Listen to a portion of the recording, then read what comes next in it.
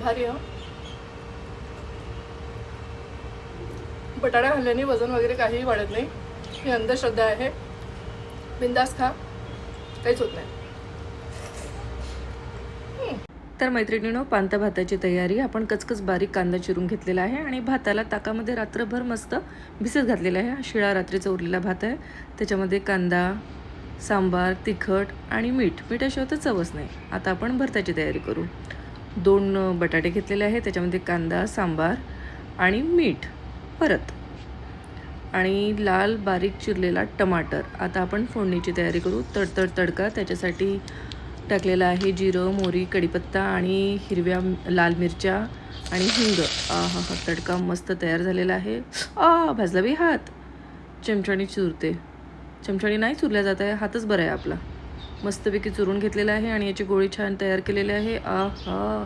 एक नंबर लागतो मैत्रिणींनी, तुम्ही नक्की करा. तुम्हाला कांदा टमाटर वरतून लागलं तर तुम्ही नक्की घ्या.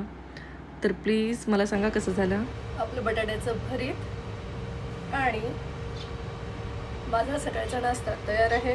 आता सध्या मी डाएटवर आहे. बघू, वजन खूप वाढून झालेलं आहे, तर म्हटलं हे सध्या खूप ट्रेंडमध्ये चालू आहे, आपण हे ट्राय करावं. याच्यासोबत बटाट्याचं भरीत आणि हा भात. हा